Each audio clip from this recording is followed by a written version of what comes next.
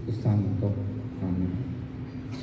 Banal na Diyos, makapangyarihang Ama, na may gawa ng langit at lupa,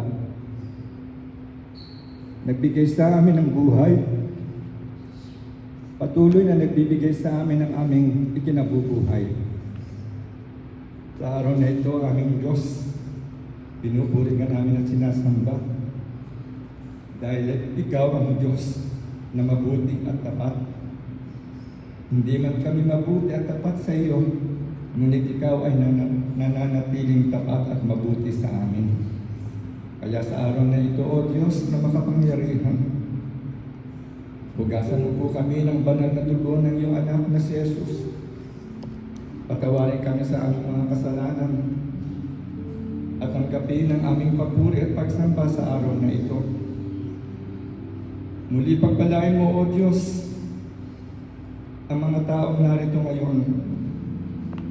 Pagpalain mo rin ang aming mga mahal sa buhay, hindi man namin sila kasama.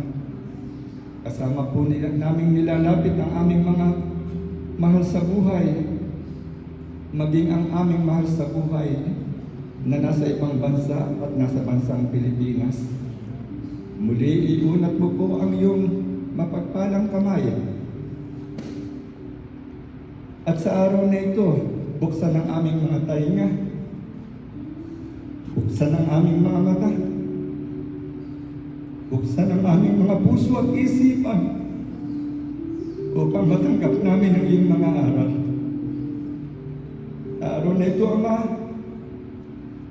alam namin na wala ng masamang espiritu sa lugar na ito. Sa simula pa lamang ng aming pag-awit, ay nagmamadali ng tumakbo ang mga masasamang espiritu.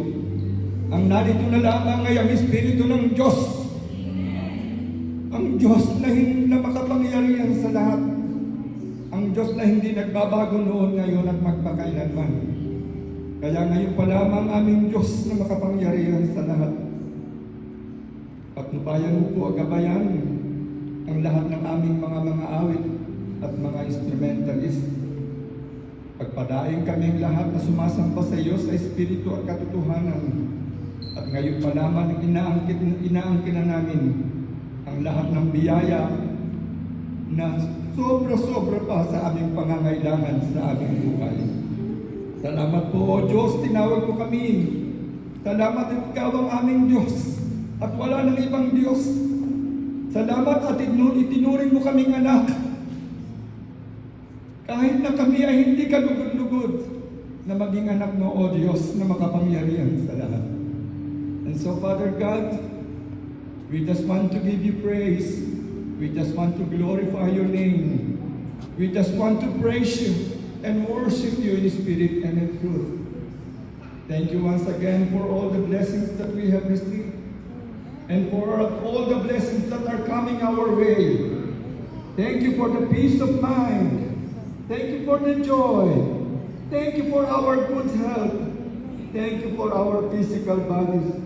And thank you for our family. And thank you for this family that you have given us, the family of Yahweh El Shaddai. And for this, we give you thanks, we give you glory.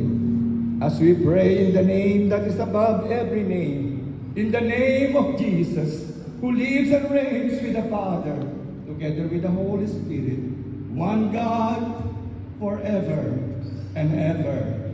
Amen. In the name of the Father,